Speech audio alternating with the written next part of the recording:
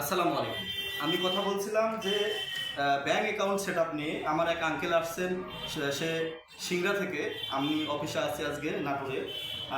তিনি আসছেন bank account setup করার জন্য। তার অনুপ্রেরণা এবং অনুভূতি এবং ব্যাংক অ্যাকাউন্ট সেটআপ করার জন্য কী কী কাগজপত্র লাগে। প্রথমত আপনার লাগবে টিন সার্টিফিকেট।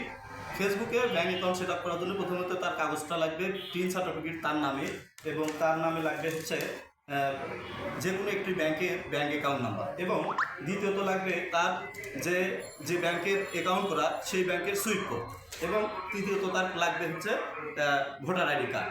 তো আঙ্কেল, আপনি যে এই যে ডিজিটাল জগতে আসছেন এবং কাজ করবেন এর ইনকাম করা লাগবে। ফেসবুকে তো ইনকাম হয়। জি, ফেসবুকে ইনকাম হয়, এটা সঠিক।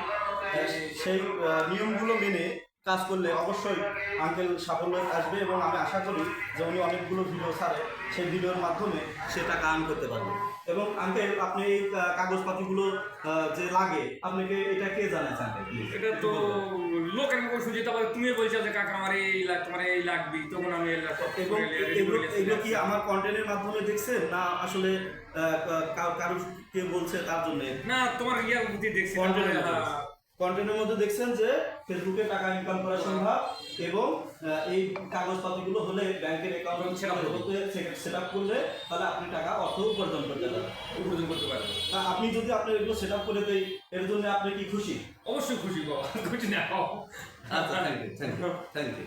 অবশ্যই আমার আঙ্কেলের বলছে যে আমি খুবই খুশি, আমি অবশ্যই করে দেবো, এবং এর জন্য আমি ফি অবশ্যই আমি নেই। Thank you.